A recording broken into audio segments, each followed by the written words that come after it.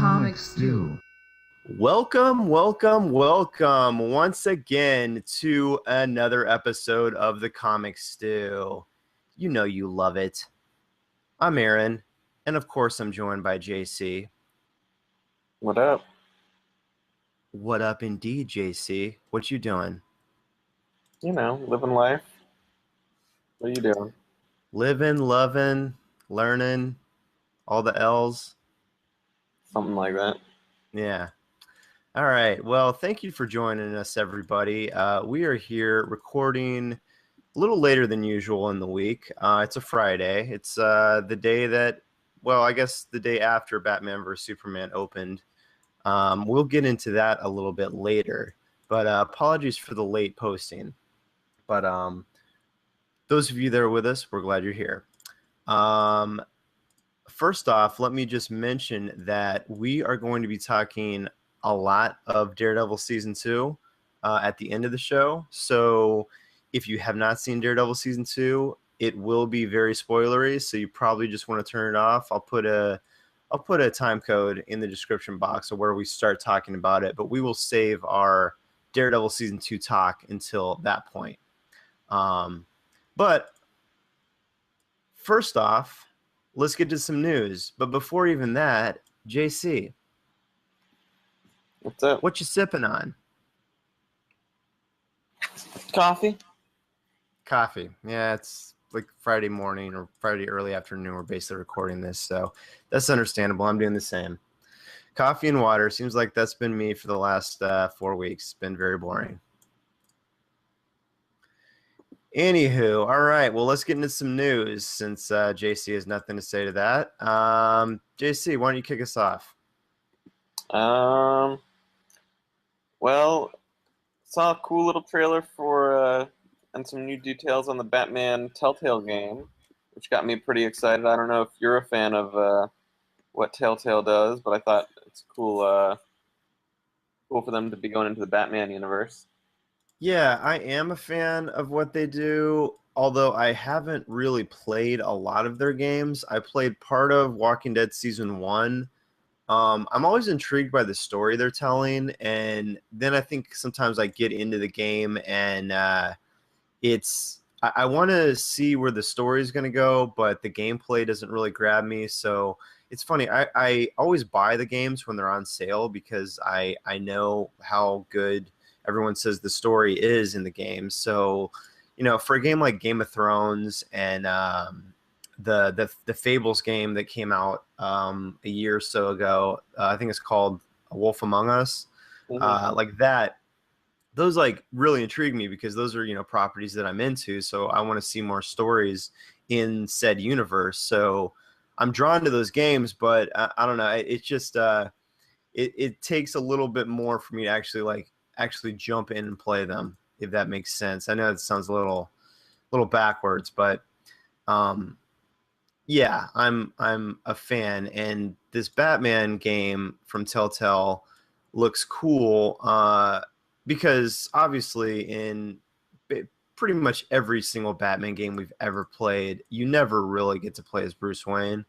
You know, the Rocksteady games you played as him a little bit, but it was just until it was just biding the time until you could put on the bat suit. So, well, I think what's cool is, like, given the nature of their gameplay, it's much more likely to be a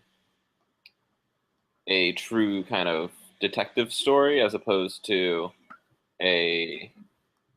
something that focuses on combat. Yeah, totally.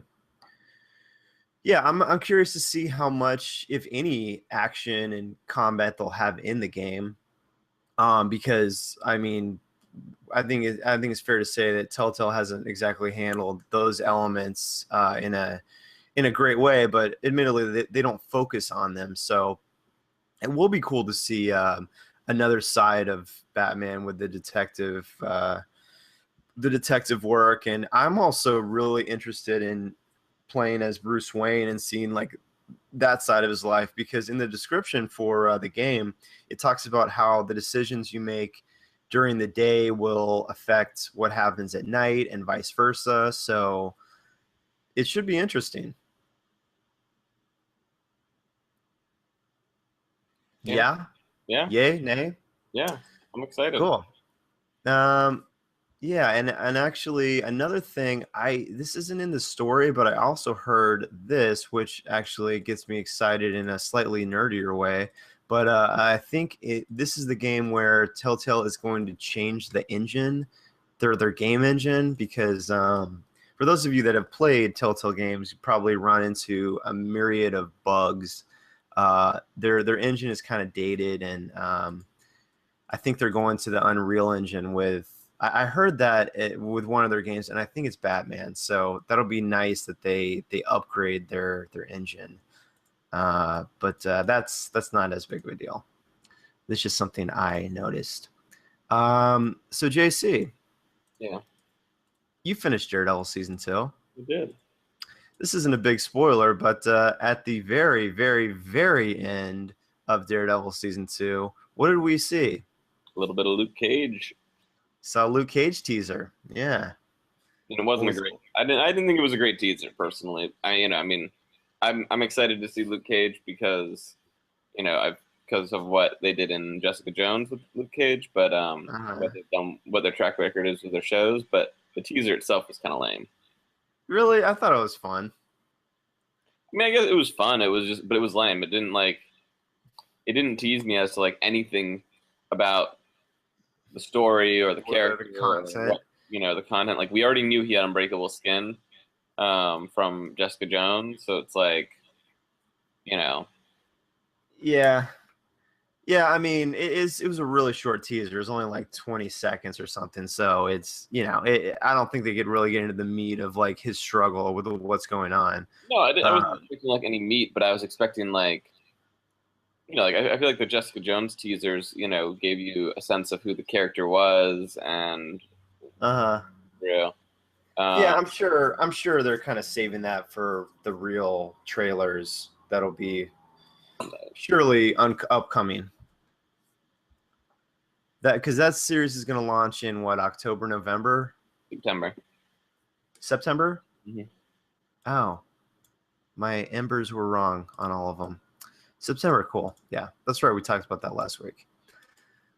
All right. So, oh yeah, you can take this next one too, because you're the Ready Player One guy. Yeah, it looks like another casting rumor that came through was Simon Pegg is in talks for Ready Player One. What character would he play? He'd play Organ Morrow, one of the co-creators of the game that the story is set in. So he's kind of a father figure in the book. So I obviously being associated with nerdy properties, it's a pretty safe choice, I think. Just another notch for old Simon. Yeah, he's definitely been in a lot of them and will be in a lot of them upcoming. And another collaboration with Steven Spielberg for him. Oh yeah. Mm-hmm. One of my forget. I'm sure there's like, what was his big thing with Steven Spielberg that I'm forgetting right now? They did the Tintin movie together. Oh, Tintin. Okay. All right. I'm glad that wasn't a more obvious one that I was like completely forgetting. Still calling you out for it for not knowing, but Tintin. Yeah, you can call me out all day for that. Yeah. No one cares about Tintin. That's so American of you. That's like, like someone saying like no one cares about soccer. Yep. No. In Europe, it's massive because no one exists outside my sphere, which is America, and more importantly, this side of America. So that's all. Yeah. Speaking of Steven Spielberg, though, we don't have this on the news docket, but you did hear about Indy 5 getting announced, right? I did. Yeah. What do you think of that? Seems unnecessary. It's funny because number one, I don't think George Lucas is going to be involved. It didn't sound like it, but Spielberg's directing. Harrison Ford apparently is going to star. I thought it was funny that they got the writer from Indy 4 to write Indy 5. Now, I don't think that's necessarily a bad thing, but I did kind of wonder about that. Like, ooh, man, it was so ill received. I wonder why you would go with the same writer, but maybe he had a great idea. And my here's my thing. I from what I remember from Indy 4, because I only saw it once and it left me with such a bad taste, I just couldn't ever go back and watch it again. But I don't like a lot of people hated the fact that there were aliens in that movie, and I really that really didn't bother me. I mean, there's been so much like mysticism and crazy supernatural stuff. Like, why not aliens? Like, I have no problem with that. What did you think of that plot development? Well, okay, the movie was bad. The movie was bad, but it wasn't because the plot was like awful Well, necessarily. I think like you're right. There is a lot of mysticism, and if you go back and watch those original movies, there is a lot of stuff where you're like, that's kind of cheesy. Like it's not like we remember certain some of the really cool scenes, and we forget like some of the dumb mysticism, cheesy stuff that happened in those movies. Yeah, but I don't even think that's dumb. That's just the world. That's Indiana Jones, Like he deals with paranormal, Well, mystic stuff. I was thinking more of like, I forget which one it is, but there's like the little kid and the woman that he's like saving, and they're like doing stuff, and like the kid's making dumb faces and stuff, and it's Oh yeah, the Temple of Doom, yeah, short round. yeah, you know, Yeah, no, like, I guess, like it's not like it's been this super serious right, of course. intellectual property. It's always kind of had a little bit of tongue in cheek.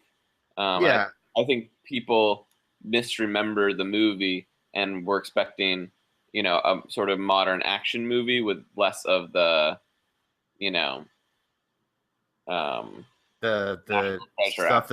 the stuff that's always been in Indiana Jones. Yeah, Well, yeah, I honestly I would have to go back and watch it again to actually like really point out my issues with the movie. I just remember the two things I didn't like was that Harrison Ford was old and that Shia LaBeouf was in that movie. And then there was some CG stuff too that I thought just brought down the movie. Like I remember that one scene where they're like swinging in the jungle with the the chase or whatever. Yeah, that was terrible. Like that was awful. what it reminds me of is Die Hard 4 and 5. Um, Hmm. Which like, I've never seen. but I mean, they're just movies that are just I know what they are. Yeah, that's why I haven't watched them. they're unnecessary additions to the story. Yeah, Um, and if you like the characters and stuff, then they're enjoyable enough. But they're nowhere near what the originals were. yeah. And I've said it before. I'll say it again. I really wish they would do an Indiana Jones with Harrison Ford, but Harrison Ford kind of like narrating and having these memories of him as a younger man going on adventures, and then you have someone else, whoever it is. I would actually be fine with somebody like Chris Pratt playing Indiana Jones. I know there's been a lot of talk about him playing the character, and I think he'd be a great Indies, but I would like to have the bookends with Harrison Ford still in there. So you're always going to have Harrison Ford in an Indiana Jones movie.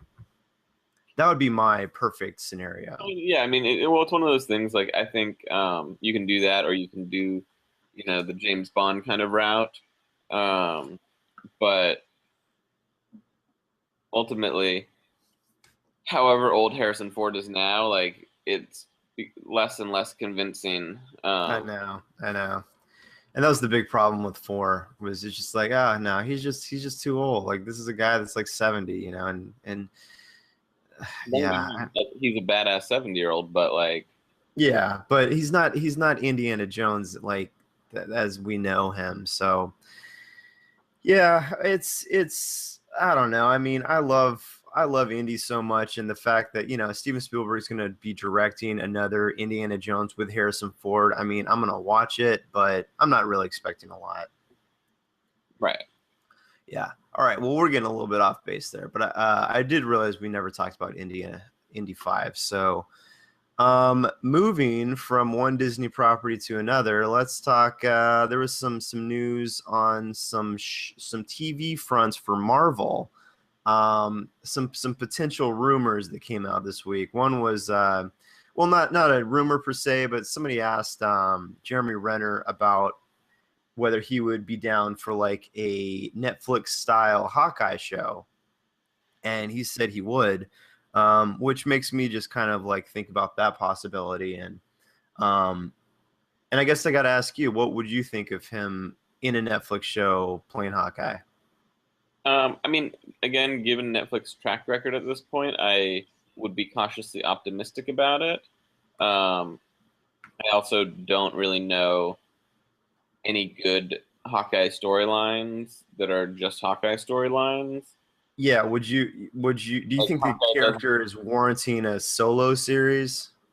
I mean, then again, like Jessica Jones isn't something that necessarily people would think would warrant a solo series, except for they had a solo series.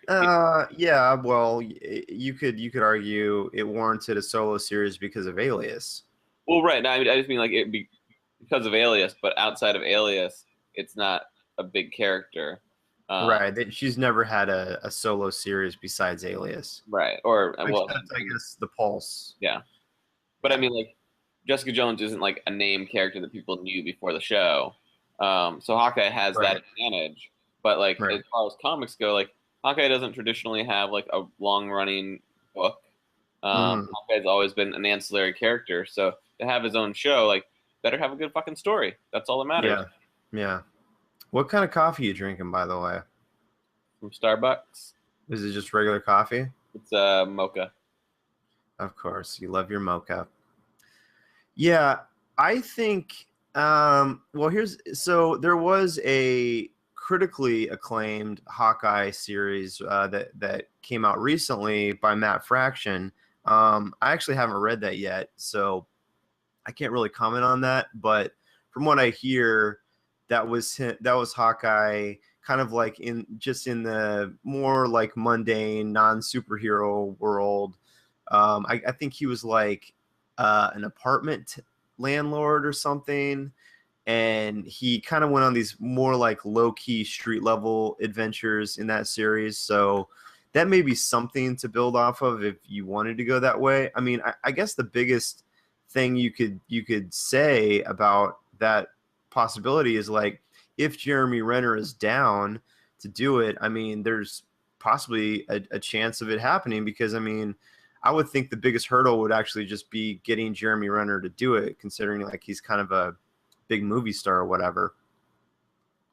Well, maybe not a big movie star, but he's been in a lot of like big movies, and you could argue he's a movie star. So sometimes they don't want to do TV stuff. So if he's like down to do it, it's that's one hurdle out of the way. Yeah, I mean, we'll see. Yeah, Um, we will see. And I don't staying think on, or wait, say that again. I Sorry. don't I don't think a Hawkeye show will happen, but It probably won't, but it would be cool to see just because he doesn't get a lot of love. Obviously, he doesn't have his own movies, and it's not like he has a ton of screen time. Although in Age of Ultron, he actually did have a pretty fair amount of time. And staying on the Marvel TV show front, this is another rumor that I guess was dispelled, but apparently this writer was tweeting about a Captain Britain show, and apparently the rumor that came out was that Marvel's developing a Captain Britain TV show. But what actually I guess happened was this writer was tweeting about it, and she was pitching the show to Marvel. So it's probably unlikely it's going to happen. I mean, I would think Marvel has plenty of other stuff to think about. They got Luke Cage, they got Jessica season 2, they have Iron Fist, they have the Defenders series that brings everybody together. So I don't really know where a Captain Britain TV show would fit in. So I well, can't really see that happening. well, I mean, obviously the thing is like, it's all about money, right? So if they can make a Captain Britain show that's compelling, then all it really matters is like doesn't have to fit in necessarily Like doesn't have to fit in with our other stories or whatever. If they don't want it to, they could just be a dude. Right, right. But don't you feel like they have enough on their plate with their Oh, slate right now? they certainly do. But I mean, like, if someone comes with a compelling argument to do it, um, they will gladly take more money. Yeah, I guess. I mean, it's also, I guess, if Netflix would want to do something like that. But maybe, maybe a Captain Britain TV show would be on ABC or something. It doesn't have to be on Netflix necessarily. Okay, JC, why don't you take this next one? Well, did you see this new shot from the Wonder Woman movie? I did. It's the one where they're all standing around posing on a beach They're all posing in battle training garb and Themyscira. in their warrior women garb. Yep, I What saw that one. what do you think? Uh, First off, I just want to say I love that Connie Nielsen is in this movie. I didn't realize that until I saw the picture, and I love her. She was Coach Riggins' wife in Friday Night Lights, and yeah, I love her. I don't really know her like by like association that quickly.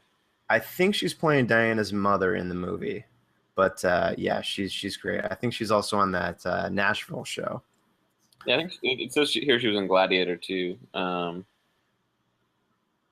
Connie Nielsen was in Gladiator? That's what it says. Really? I don't remember her in Gladiator. Anyways, yeah, it. I mean, what do you think? What do you think of this movie? Because I don't know I don't know, the picture kind of looked a little photoshoppy and Well, yeah, I mean the picture certainly looks photoshoppy. I mean it looks very Zack Snydery. Um, well, as see, one of the I don't even think it looks that cool though. Like I well, mean, I mean it's just a picture of. I think it's cool from the aspect of like it it very much reminds me of you know all the images I've ever seen of Wonder Woman, training in Themyscira. So on that level, I'm like, okay, like they're doing it, some justice there. Um, mhm. the movie itself, like, it seems like, it's got a cool director, and I think Gal Gadot has done a good job as Wonder Woman so far. So, I'm excited for the movie. It'll be interesting to see. I think there's a lot of people have been waiting for a Wonder Woman movie for a long time. There's been so many rumors, so it's cool that it's finally Yeah, getting made. a lot of false starts, but Yeah, it's finally happening. It's really happening. Yeah, I hope it's an accessible movie that I can get into because I mean I've just never been really drawn to the comic. I did read some of oh geez, why am I blanking on his name? Brian Azzarello's Wonder Woman run, but yeah, well, I hope they take this in a cool direction. yeah. I mean, Wonder Woman always has that kind of Thor-esque quality because they're gods. So there's always Yeah, there's always if, a little if they, bit more to their stories than like regular your prototypical superheroes that are more human. yeah, if they do take a Thor kind of direction, I think that's smart because that they kind of made that palatable to a wide audience. So I mean, it's similar material, so that's a good direction to take if they do decide to do that. And let's just get this out of the way. You have not seen Batman v Superman yet, right? That would be incorrect. Oh, you have seen it. Okay, don't say anything. We're gonna talk Batman v Superman next week on the next show. I have not seen it yet, so just yeah, don't say anything, please. So many things I want to say. Okay, next week, save it, save it. We gotta give focus to Daredevil because it deserves its own week of focus. So next week, all right. Um, Can I say one thing that has no spoilers or anything like that? yes, you can. Loved it. Okay. Wow, that actually gets me really, really excited because, we do have a few Batman v Superman news stories. So let's just go ahead and get into that, I guess. But okay, that makes me very happy that you said you loved it because obviously the movie is getting a lot of mixed reviews right now. And there's a lot of memes out there, and there's a lot of sad Ben Affleck videos flying around. But I watched Man of Steel last night with my girlfriend, and because she hadn't seen it, and she wanted to see it before she watched Batman v Superman. And I gotta say, I totally understand where people people don't like Man of Steel or Zack Snyder's directing or whatever. Like that, I can see that. Like there's cheesy moments, and it either works for you or it doesn't. And I think to a lot of these critics, like the movie probably did not work for a lot of the reasons that Zack Snyder movies have not worked for critics. Um, However, I'm firmly in the camp of it works for me, and I like what Snyder does. So for the most part, I mean, there's some things that just didn't grab me, like the Sucker Punch movie, although it was great.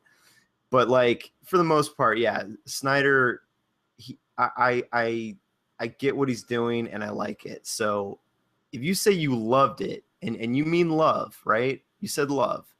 It was really good. It was really, Okay. I mean, it was okay. Okay. So like it's long, and it's Uh-huh. so I can and I can see Wait, it's long and it's what? long and it's dark. Okay. So I mean, I can see why people, like why people would have a negative response to it because it's not an Avengers movie. Yeah. Like it It's is the not anti-Avengers. pretty much. I mean, it's pretty far from an Avengers movie. So I can see on that level, but it's very much a Batman and Superman movie. Um, Yeah. Yeah, speaking of that, not an Avengers movie. It's funny how much that is the case with Man of Steel. I just noticed how often. I mean, there's a few little moments of brevity in there, but for the most part, it is very serious and very. Even though it's a Superman movie, it's definitely the darkest Superman movie we've ever gotten. I guess until this one. I guess until this one. But my point is, it's very different from what Marvel's doing, which is really leaning on the comedic element in their films. yeah, no, So they're definitely going for like a serious adult movie. yeah, serious, more grim, and but my thing is like I'm fine with that because I don't want DC to just copy Marvel. Like I want a different take on superheroes from that side of the pond. Like I don't want the same thing. So I'm happy they're taking a different approach. I really am. Like I get to me, it's like if you want to make the comparison, this movie is much more tonally like the Marvel Netflix shows than the Marvel movies. Okay. All right. Well, that's cool. But I mean, Well, because oh, and yeah. one other thing that's not a spoiler because it's out there, but we talked about it last week, I think. But Jenna Malone's Barbara Gordon was completely cut from the movie. Oh, really? Oh, well, hopefully she'll be in the R-rated cut because And I I wanted to see her. and I was talking to someone who was saying that her Barbara Gordon was going to be Oracle. Oh, well, that's what I thought she was going to play. I mean, we've talked about. I think we talked about her role in the movie going into this. I'm pretty sure we did, and I think we both thought it was going to be Oracle. Okay, well, so one of the big stories just going into the weekend. First off, Batman vs Superman, the opening weekend projection was supposedly at like 160 million. That was going into the weekend, which is kind of crazy. And I'm curious how they project these things. I mean, I guess it's just from like pre-orders of tickets and people getting polled saying they're going to see the movie and blah blah blah. Yeah, It's response funny. stuff. Apparently, they did top Avengers Thursday night take. Um, Well, yeah, that's my second. That's the other story I'm going to get into because yeah, it broke the Thursday night record, I believe. Um, geez, sorry, I don't have this open in front of me. Um, oh yeah, here it is. All right, Batman v Superman KOs Avengers, Ultron, Dark Knight, and Iron Man 3 with 27.7 Thursday preview opening. So that's officially the highest ever on Thursday, I believe, right? Yeah. That's got to be, yeah, highest ever. So there you go. Um, it yeah, it's I mean, I'm glad, we're talking about the reviews, so we might as well just get into it. But like, it's getting a 30% on Rotten Tomatoes.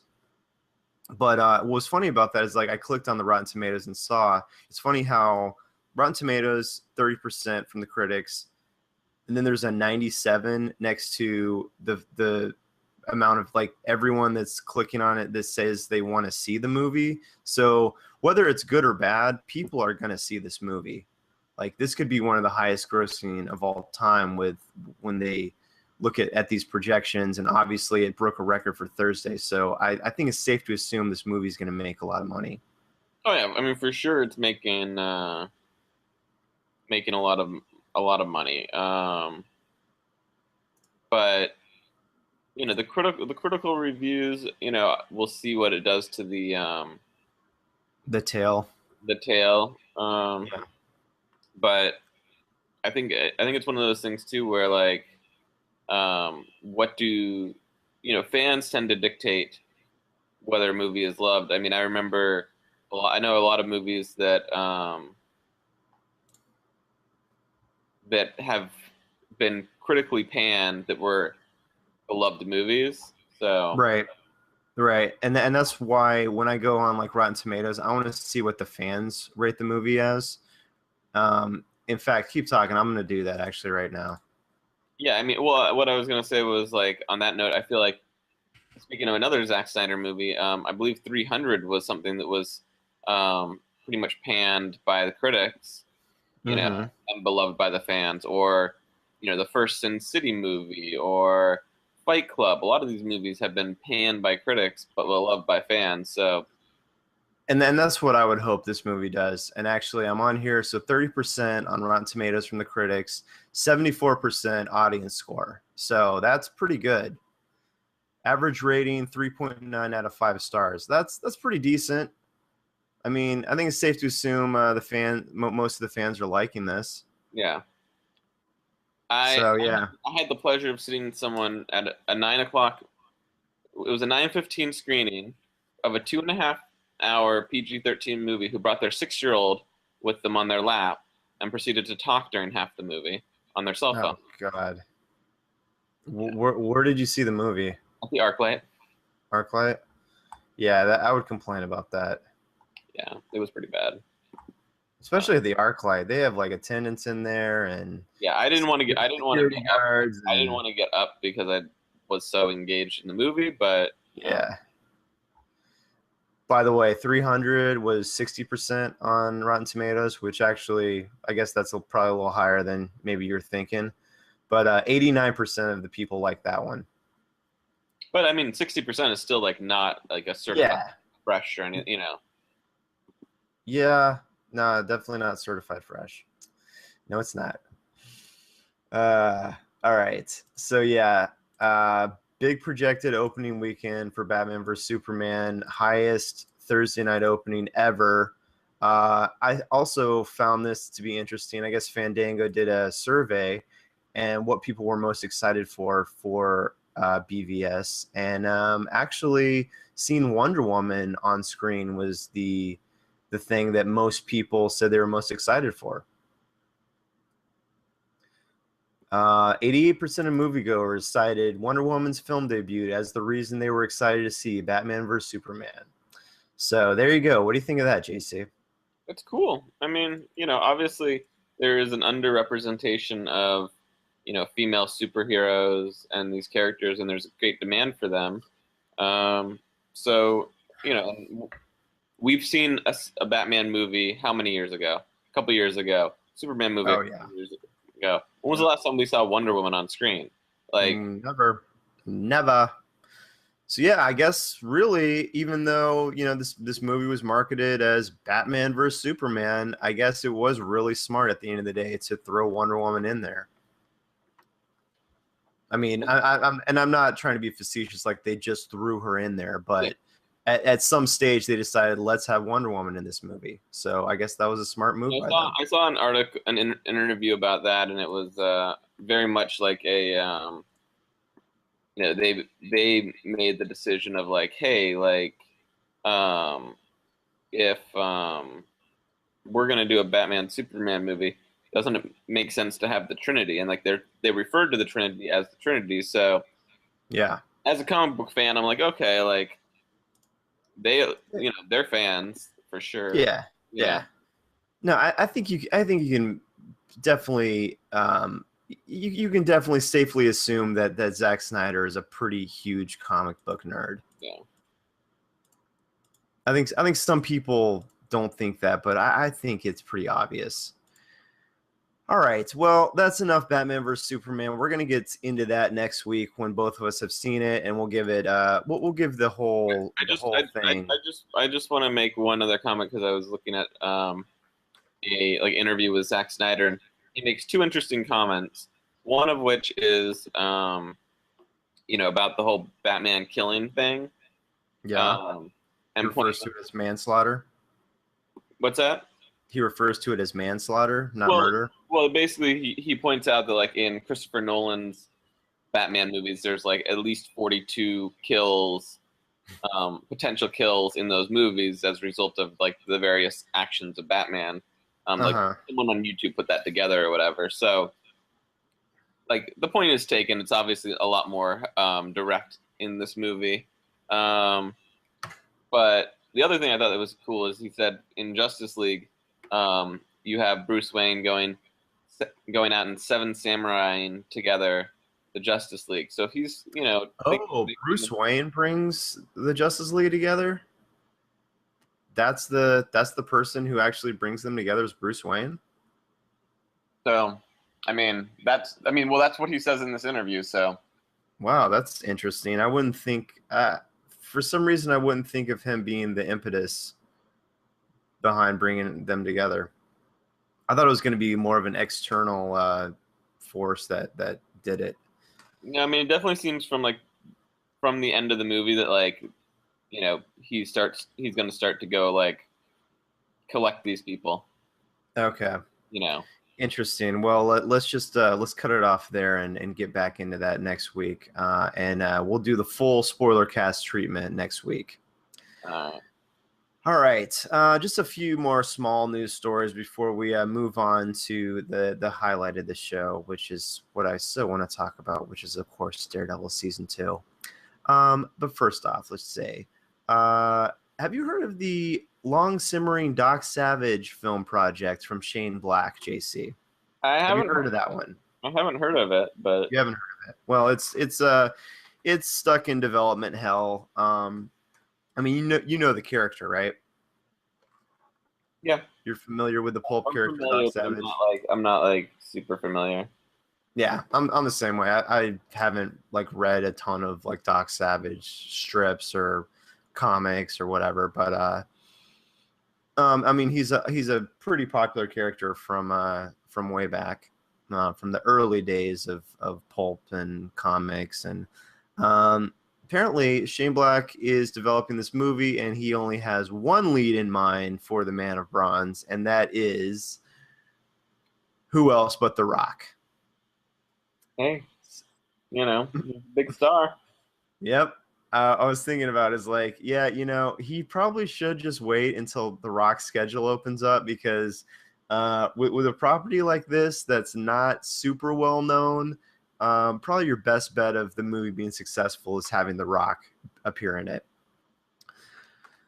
So, and this last one is very interesting because it's interesting and fatalistically ironic, because apparently this Crow remake they're developing has lost another director.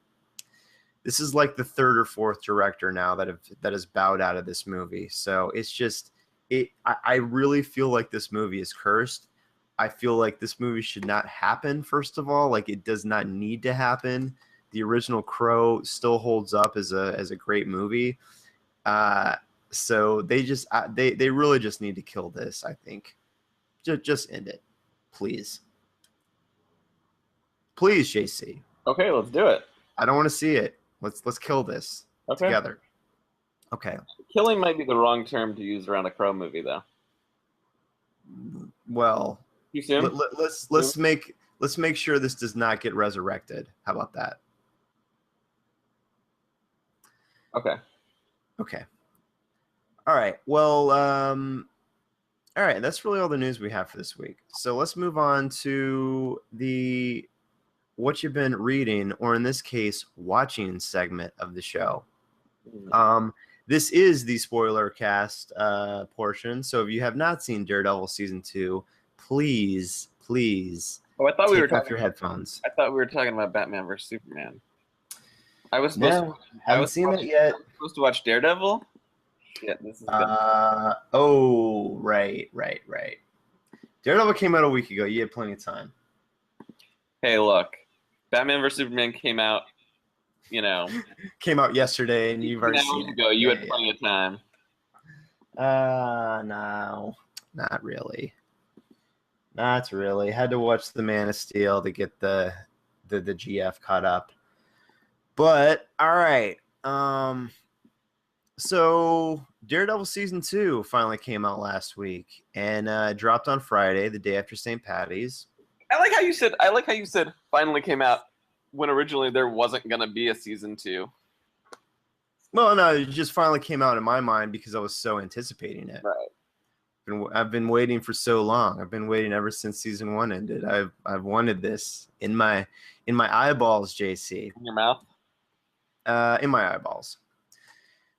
Well, so obviously this season, this is spoilery, so go away if you don't want to hear.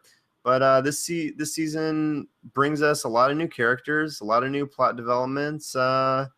I guess, how do you want to start this? Do you want to give our overall impressions first of all? Yeah. What did you think? I greatly enjoyed it. That was insightful.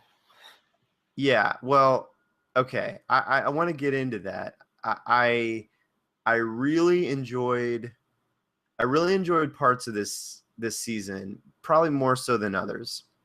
I really loved the adding the element of the hand into this season. They teased at it last year. We saw a little bit with like Nobu and his forces and him being a ninja. So it was teased in season 1, but they really took it like to a whole nother level in season 2.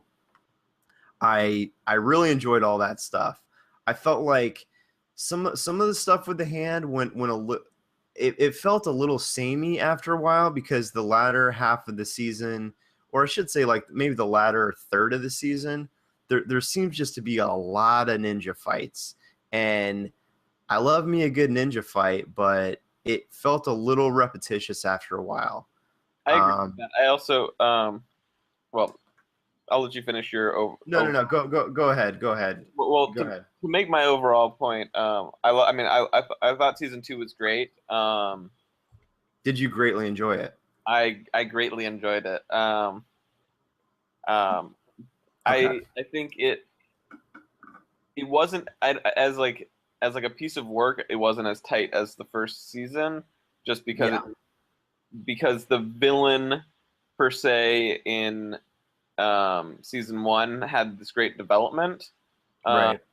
It was very focused in season 1. Right. Whereas this had Punisher, Elektra, and then the hand. And this is full spoiler territory, so let's just say it. Nobu comes back and is basically the figurehead of evil. And this is true in the comics as well, but like there really isn't a development of the hand, the way we saw like the development of Kingpin and Right.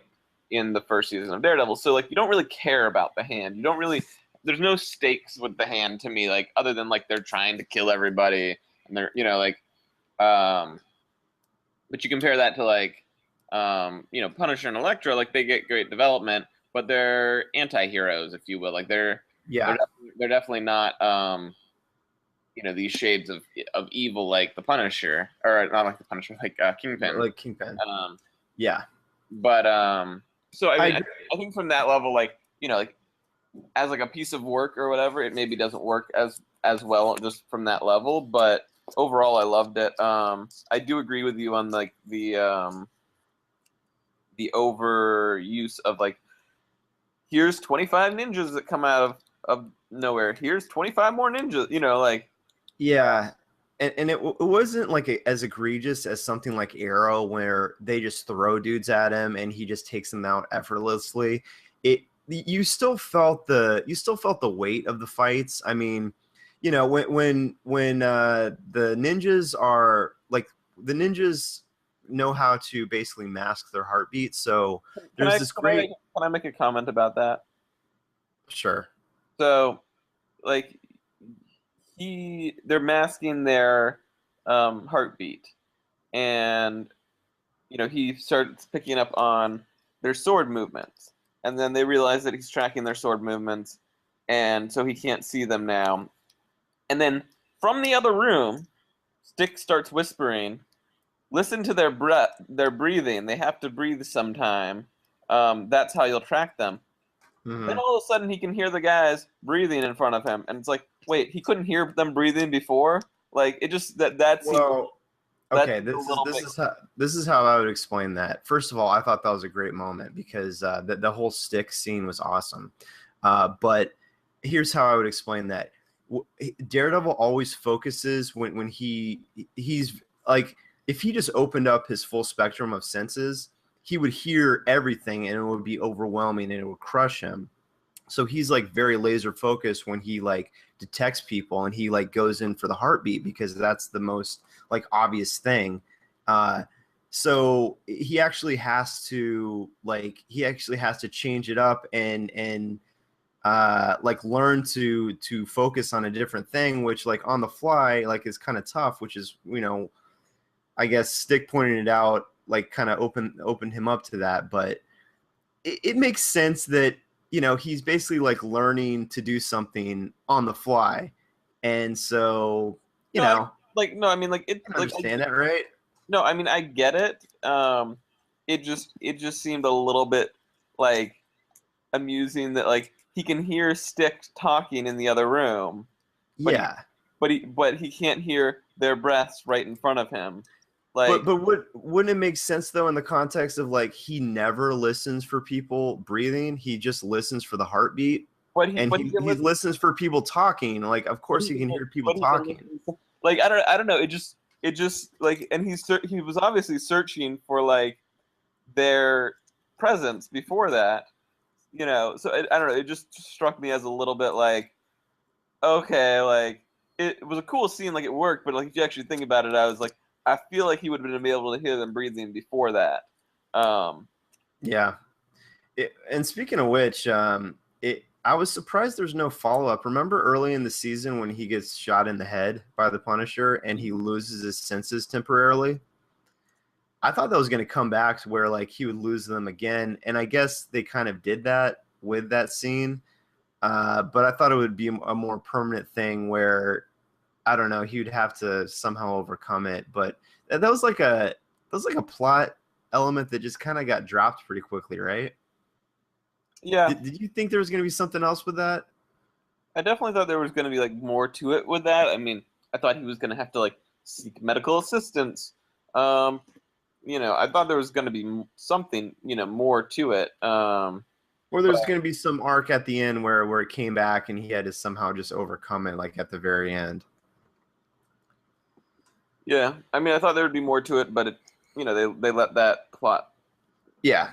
go. Okay. Well, I just want to comment on what you were saying about the plot being a little more unfocused in the season. I feel like you're right, And I want to highlight that with the Punisher, his plot line in the movie or in the show. It feels to me like a big movie. Because I watched it I think I watched it all in 3 days, and I just gorged myself on it. About 13 hours. Yes. Well, it was all 13 hours together. But there was a big focus on the Punisher at the beginning, and it just transitions. And I mean, personally, I love that they had the Hand in this season, and I love that they had the Punisher. I just felt like the Punisher got a little short shifted by the end, and the focus really did change to the Hand. And I mean, I don't know. What? I don't know. I felt like yes, he got shortchanged, but like his story is kind of a never-ending story. Okay, just let me say this. Just let me finish. All right, that was probably my biggest overall problem with this season was the Punisher's arc. I just wanted to put that out there, and go ahead now. Well, I was gonna say, like, I feel like the Punisher's story in life is kind of a never-ending story, and that's what he says, or his former soldier mate says to him at the end. Like you'll never there's no end to the number of people who are involved in this or whatever. Yeah. And obviously there's some teasers left over at the end for like where he's going from now. Oh yes, that was very exciting when he pulls the disc with Micro scribbled on it. That was very exciting. Yeah. I'm very intrigued where that character could go from here. Well, and okay, can I also bring up another like thing that I thought was like a major kind of hole in the series when well, you want to talk about the hole in the ground? Because that was a pretty big part that I still don't know what that's going towards. Right. Well, it's going to China, obviously. But no, I was gonna say the moment where Karen Page is at Frank Castle's house, triggers a silent alarm, and these like 3 guys who look like they're military suits come out of a van, and then like mysteriously she's back home fine. Oh, yeah. I never. Yeah, I didn't notice that actually. I did notice it at the time, then I totally forgot about it. Yeah, but it was just like, and she conveniently escaped. Like it was just like I was like, wait, how did she escape? And those guys didn't look like they were your normal like police response to an alarm going off. Yeah. So it looked like assassins, and then she just miraculously escaped. I don't know. It just seemed like a loose end there. Maybe it was something that ended up getting cut out or something. But yeah. Okay, so since we're talking about the Punisher, let me just ask, what did you think of the Punisher, of the portrayal, of how John Barenthal looked, acted, everything? What did you think of the Punisher? I mean, I thought he was great. I thought by far the best portrayal of Punisher that we've ever seen. To me it made like you can make qualms about like his hairstyle or something. Like you can you can have your gripes if you want to have gripes. Like if you're like trying to be like a super fan. That's going. I realize that's going a little overboard. But I mean, first off, I'm okay with everything just because this really is like the Punisher, like year 0. Like this is him becoming the Punisher. Right. And I thought it was great. Like what it felt like the Punisher. It felt like, it felt like what I expect from the comics. And I think it is the perfect ancillary character for a show. And that was the mistake that they've made in the past, is trying to make him this feature film character. Right. Not to say that he couldn't, like he could maybe have his own show, but I think it would just be very hard. It's very hard to make a compelling 2-hour movie about the Punisher that doesn't become cliched and trite and. Mm-hmm. I think you could definitely have a Punisher Netflix show Right. with John Barenthal. You just have to. I think you have to approach it in the way that Garth Ennis did in Punisher Max. You have to make him. He's a he's not a side character, but he is this force of nature that is being viewed through other lenses. You don't really get inside his head at all. You just see him through the lens of other characters. And I think for a 13 episode season, and this is where good writing comes in, you have to create characters that are going to be involved in Frank Castle's life and react to Frank Castle. And they have to be interesting characters with this strong through line that is tied into the Punisher's war.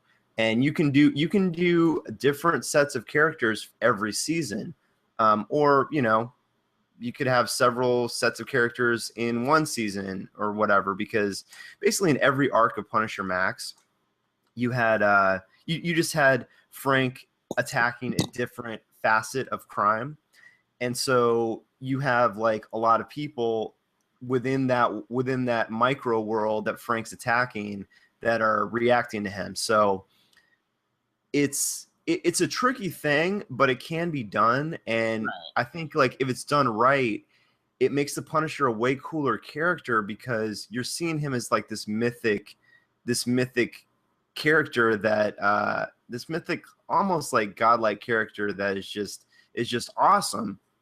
But you just have to write those characters as strong enough to stand on their own. Right. Well, no, and that's the thing is like you just have to make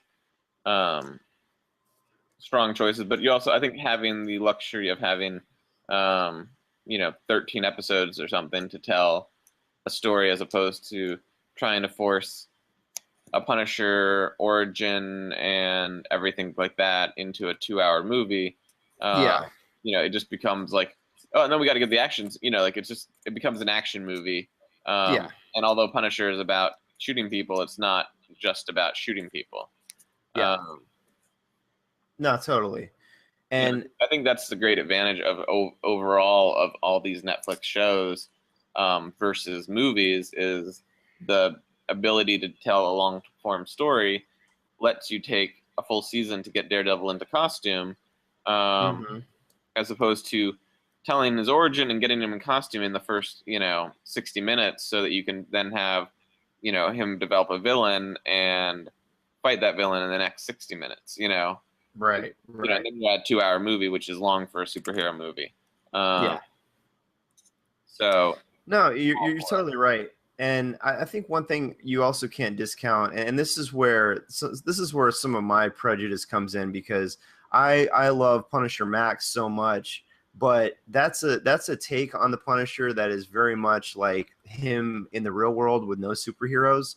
So I have to also accept that the Punisher being introduced in this season of Daredevil is very much him in this world of superheroes and costumes. So it's not necessarily exactly the same character, although you can take a lot of cues from Punisher Max. It's not going to be the same character. And as far as like Frank's kind of origin year zero story in this season, like I actually thought it was pretty good, and I guess I always kind of picture the Punisher as a little more stoic than the Frank Castle we ended up getting by the end. Just like John Barenthal, and this isn't a bad thing. He had a personality. He had like things that he liked, like he was into disco music, and he had like certain affects to his speech, and he came off very much like a soldier, which I think he was obviously going for. But I guess I always kind of view the Punisher as this very silent, like grim, very stoic character, and John Barenthal wasn't 100% that. He definitely colored it up a little bit more, but that's fine. Like I feel like he was definitely becoming the character. this season, and I mean, we'll see where the character goes. It's not like he's gonna like lighten up a whole lot, and if anything, it's gonna get way darker for him in his own series or season 3 or whatever. Well, I was gonna say, speaking of that, I don't think it was from the Max series. I think it was from the Marvel Knights series. What are you talking about? But it was Garth Ennis writing. Well, yeah, Garth. Yeah. I thought it was cool that they basically recreated that rooftop scene from the comics. Yeah, I think that's from Welcome Back, Frank. See, here's the thing: Garth Ennis has written a ton of Punisher. Like that's probably any superhero, definitely at Marvel, he's written the most of the Punisher, and he wrote the Punisher in the 616. But he also did the long run of the Max book, which is not in the 616. So yeah, I think that scene is from Welcome Back, Frank. And yes, that was a great scene. Yeah. No, and I loved the it's something that we don't often see portrayed on the screen, but that happens, somewhat in the comics. Which is which is the discussion about, the morality of what they do, and right. This dichotomy of, killing people and keeping them down versus putting them away in a flawed justice system to have them back on the streets. Yeah. Right. Yeah, that was a great debate, and that's part of the reason why I felt like the first half of the season was maybe a little bit stronger than the second half, even though you had a lot of cool elements such as the Hand and Elektra really going out there. And I want to get into Elektra, but first off, let me just finish by saying, as far as the Punisher, I can die a happy man now, JC. Why? Because I saw the scene that I've been waiting for ever since I read that one shot that Garth Ennis wrote where the Punisher goes to prison and just messes people up. And the one scene, I forget which episode, it's like 8 or 9 or something like that, where Punisher's still in prison, and he kills the dude that the Kingpin wants him to kill, who was associated with his family's murder. Walks down to the door's locked. He turns around, all the cell doors open. There's like 10 dudes that try to kill him, and he just rolls through all of them. Like, that was hands down my favorite scene of the season. Hands down. That was an amazing scene. It was definitely a good scene. It was a good fight scene. I don't even think it was the best fight scene of the season. Oh, are you kidding me? What was a better one? The stairwell sequence was pretty good. That was great. Yeah, that was great. There was a lot of great. They took it to, I mean, the proverbial next level. I think you could safely say with the fights this season. Yeah.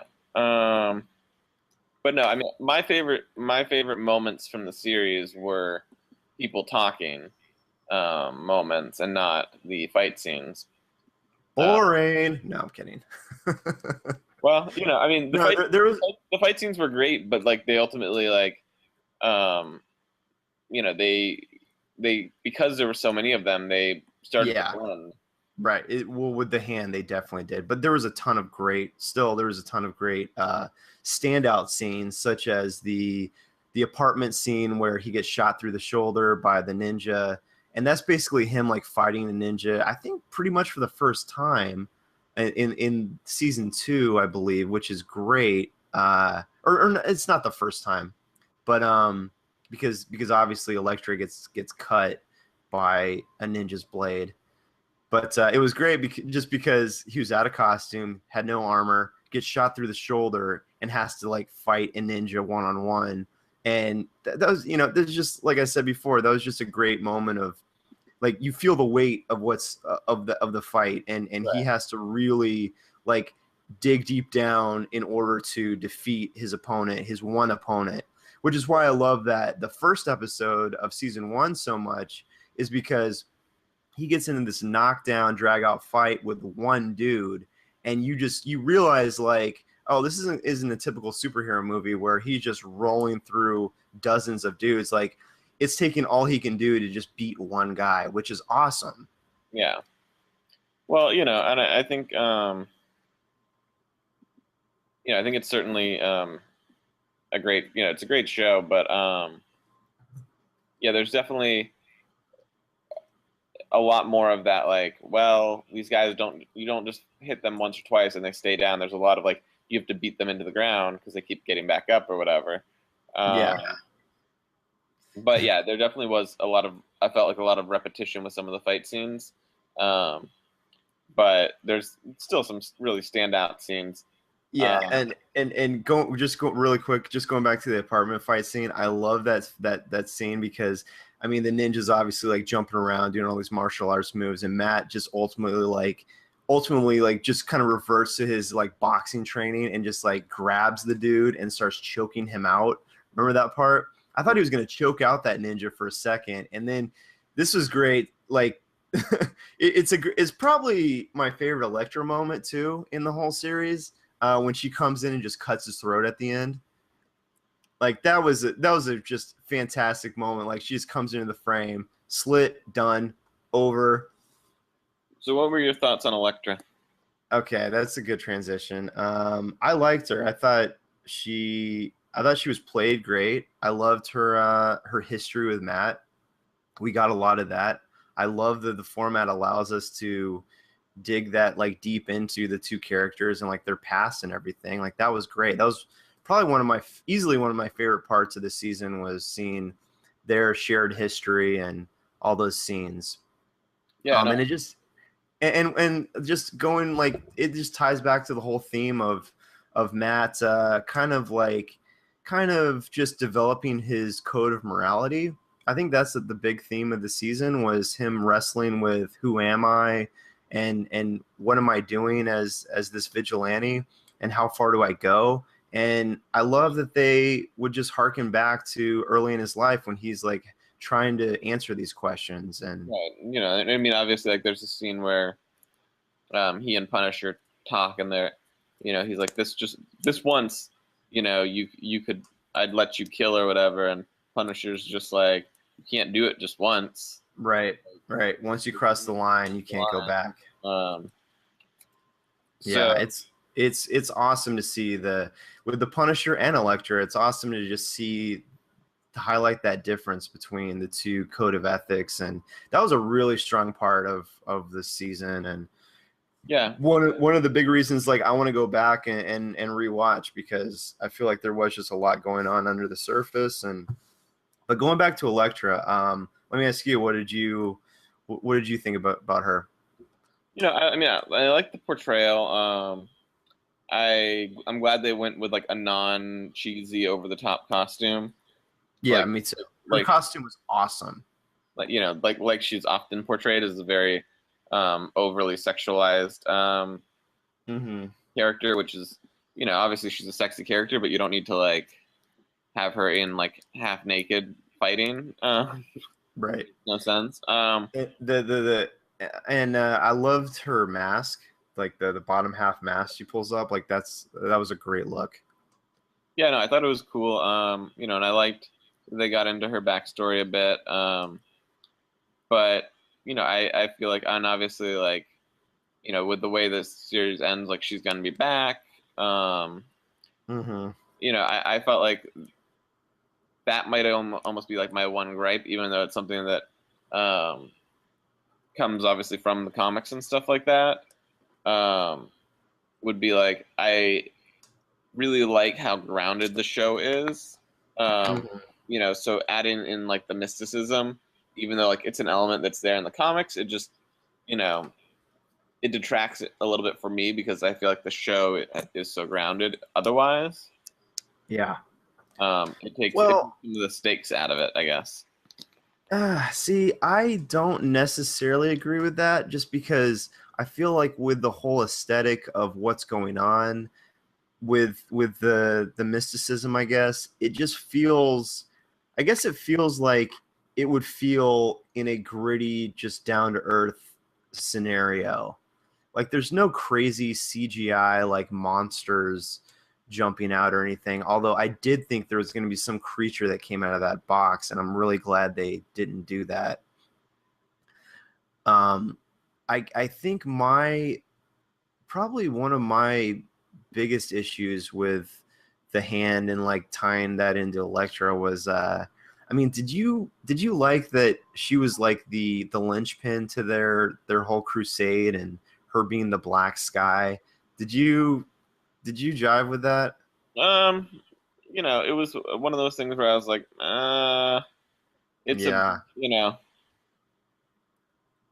Yeah, like I don't know, especially just because she's kind of established. She's established as like a complete badass, but like also she, it seems like she's kind of getting her ass kicked a little bit too. Like I don't know if she's like this great. I mean, I think she is a great fighter and everything. I just like I don't know if she's like so like superior to everyone else that like she's this like person that has to be worshipped and everything. I don't know. yeah, I felt just a little much. yeah, and I guess the part for me that like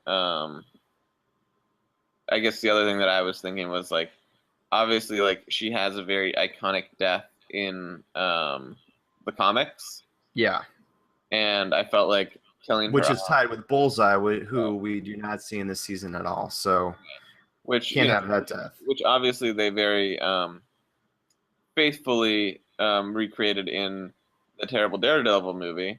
Oh Um, yes, they did. but I guess I feel like because they took some of the stakes away of her death, then like, if we Hmm. get like if we get that scene in season 3 or season 4 or something, it's gonna be like, well, she's just gonna come back to life. Well, yeah, it's too late now. You can't do that. I am surprised. I didn't expect her to die. I thought she would just give in to her supposed nature and just join the hand at the end. I really thought that's how it was going to go. And then of course you could set up in season 3. You could set up Bullseye entering the picture, and maybe Elektra being contracted by the Kingpin to do something as well. And then Bullseye kills her in the comics because of his kind of rivalry with her, because they're both working for the Kingpin. So um, that's what I was kind of expecting. But yeah, they went with her dying, which I don't know. I like that she had to ultimately like wrestle with her choice and make a choice and live and die with her choice. Yeah, no, I Like mean, I thought that was cool. no, like that was cool, and like it worked in the story, and like obviously, um, all of that. I was surprised, like you said, that she died because, um, yeah, it now takes away the stakes of like if she comes back to life, there are no stakes for her dying. Hmm. Um, so like if you want to have Bullseye kill her at some point, then it's like, well, who cares? Like she'll be back to Yeah, life. It's not a big yeah, deal. Um, yeah, yeah. I do wonder how she's going to fit in. I maybe could see her not coming back until possibly the Defenders show, just because I really feel like if you do a season 3, I don't know if you bring the Punisher back. I really feel like he's a strong enough character that he could just get his own show. But if they don't do that, I mean, maybe have him appear. But like, I just feel like they're going to bring in Bullseye at some point, and you would think season 3 would be when they do it.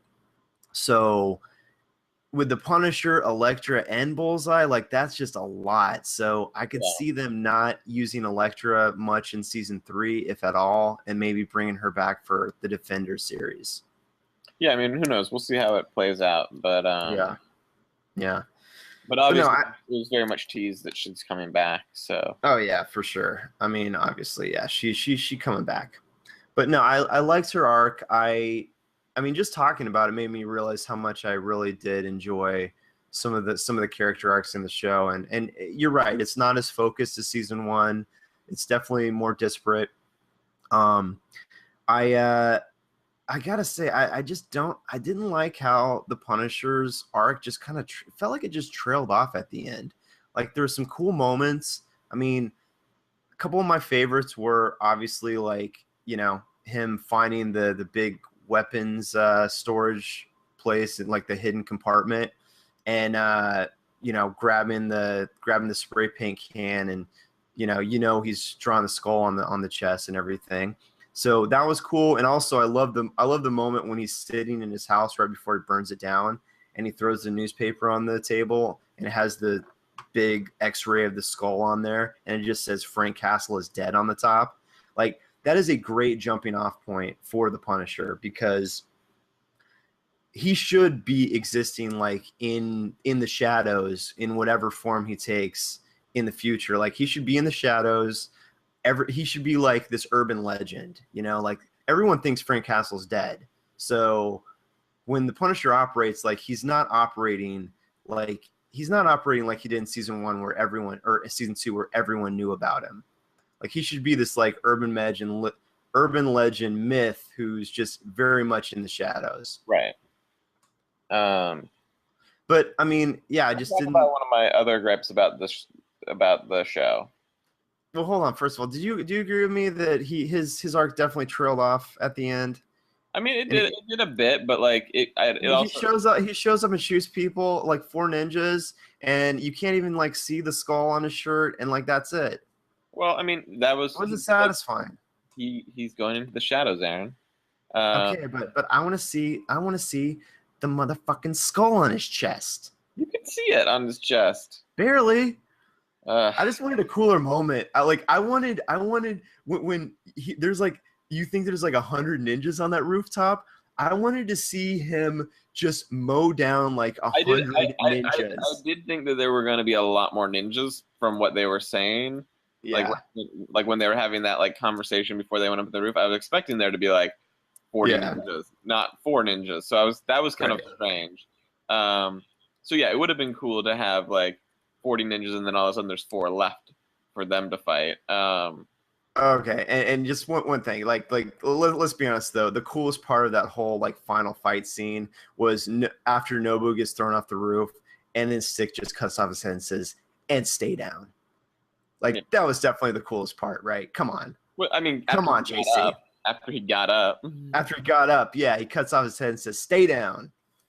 Yeah, great, loved it. What were you gonna say?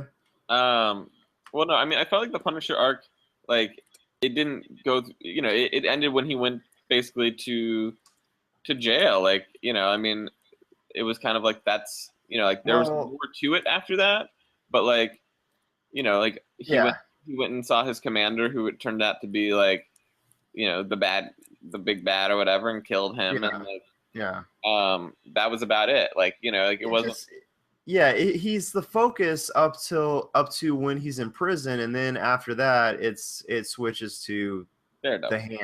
The Hand. And I mean, the thing is, ultimately, like, it's a Daredevil show. Of course, yeah. So it's not surprising, like, the way they handled that. I just thought they were gonna weave him in a little bit more. I mean, he was still in like every episode. Like, it wasn't like. Not every episode. There was definitely episodes where he wasn't in there, but yeah, I know what you mean. Like they attempted to have him in there for something. And there was some great moments, like at the end of the season, like that diner scene was great. That was your favorite Punisher moment, right? Yeah, I love that scene. Yeah, that was real, man. Oh yeah, that was some shit. It's good stuff. And I'm not even talking about the fight scene. I'm just talking about the conversation. Of course, that was your favorite part of the conversation. That was good. It was good. It was raw. Like, like, I don't know, like they have some good, like quiet moments in this show where people are just talking to each other. And that to me is the appeal. Like, I like seeing the cool fight scenes and stuff, but if you don't have those other moments, then the fight scenes don't matter. Of course, yeah. No, I agree.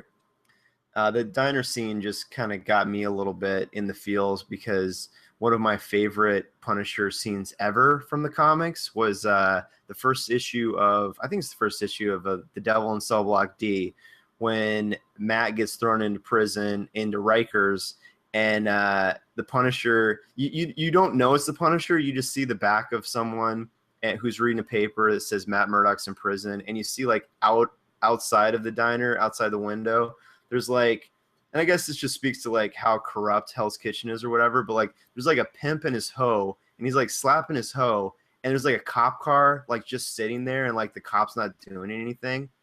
Then you see the guy get up, go outside, walk behind the pimp, just snap his neck, and then the cop like freaks out, pulls his gun, and then like you finally see the front of the guy, and he's like raising his arms, and you just see the skull show underneath, and the Punisher just says, "Just take me in, officer," and that's because he wants to get thrown into Rikers to like help Matt. Like great scene, like. And obviously he's in a diner, so it's not the same at all. But I was like, oh, the diner scene. I want to see that. Well, he already had escaped from prison at this point. I know. It's kind of backwards, but yeah. And he hadn't got a skull shirt yet. Speaking of which, what did you think of the cameos that we had in this season, such as the Kingpin returning? Oh, that was one of the coolest parts of the season for sure. For sure.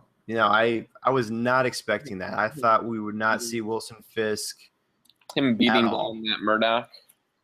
Yeah, I love that scene when he's Matt's talking to him in the interrogation room, whatever, and the Kingpin, like, that pisses him off to where like the Kingpin attacks him, and like Matt breaks his hold, and like you just see that flash across the Kingpin's face of like, oh shoot, is this the guy who I think it is? Like, or this isn't the guy I may think it is, and the wheels are turning.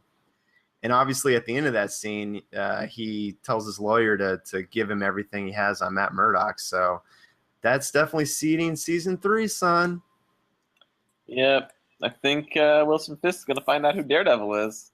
I think so. And I think a certain Miss Karen Page may be the one that supplies that information. We may have a little bit of Born Again going on. Well, she definitely knows that now. Yeah, because there was so much happening in this season. Like, I've kind of forgotten, but like he does straight up tell Karen that he's Daredevil, right? At the very end of the season, like the last scene, he pulls out his Daredevil mask. Oh, that's right. That's how it happens. Yeah. I kind of forgot about that part. Yeah, that's right. Yep. Seed in season 3. Woo. Yeah. What other cameos were we talking about? Well, we had old Carrie Ann Moss coming back. Oh yeah, Hogarth. Yep. She hires Foggy. Yeah, that was kind of cool. Well, speaking of characters, that the one character whose portrayal I feel like is off is Foggy's. A lot of people have a problem with Foggy in this show because, like, traditionally Foggy stands by Matt, through thick and thin, and right. this Foggy is just like, fuck Matt Murdock. Yeah, I don't know. I don't think that's a terrible portrayal of him necessarily. I do know what you're saying about him sticking through thick and thin, but I feel like it's been very thin for a long time with Matt and Foggy, and so it's finally just like the breaking point. And I kind of like where it's going, just because I know Foggy will eventually come back, but it's a cool development to see him like change it up and do something else for a little while. I think that's interesting. I mean, I think they're trying to make it interesting, but we'll see. It's still to be revealed. What did you think of Claire Temple in this season?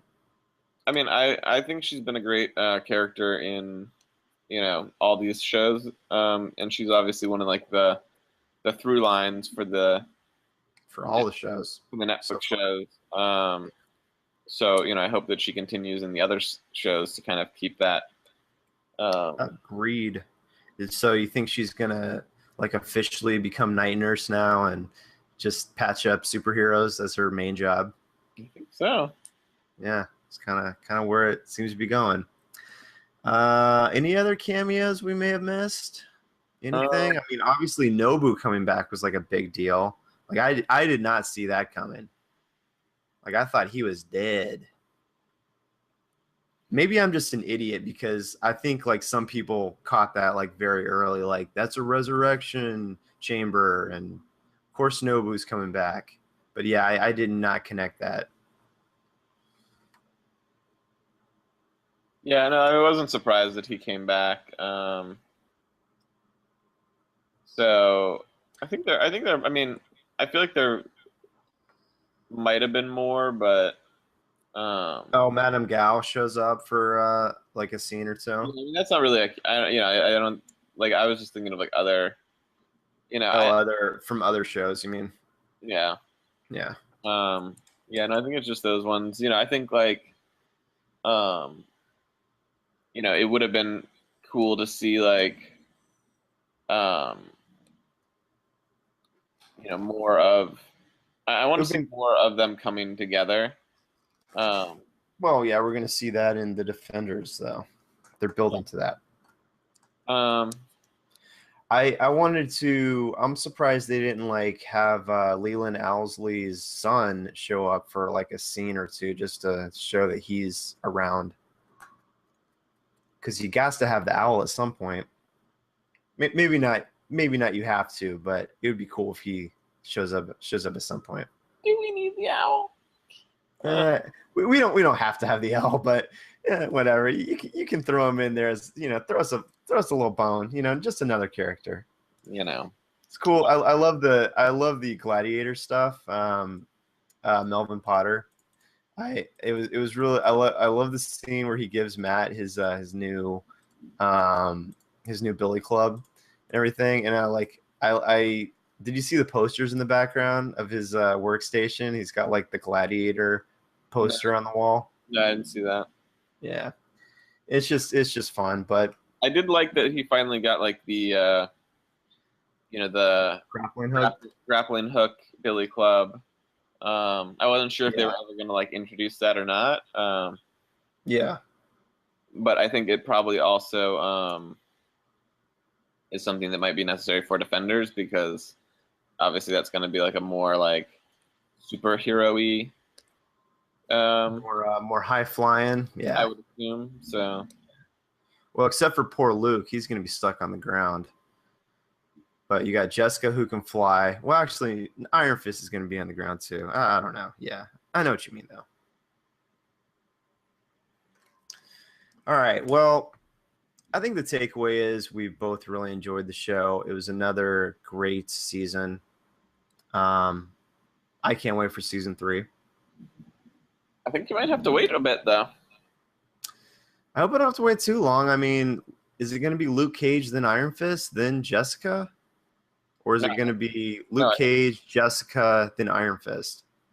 No, it's going to be Luke Cage. I think it's Luke Cage, Iron Fist, and then Defenders. Oh, so Jessica season 2 would be after Defenders.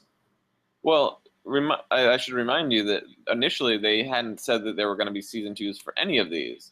They were all going to have season 1s and then Defenders. Oh yes, I remember. So this Daredevil season was like, well, we want more Daredevil. So the awesomeness of Daredevil deserves another season before anything else. Yes. And he's obviously of the 4 the strongest character. So you can do that.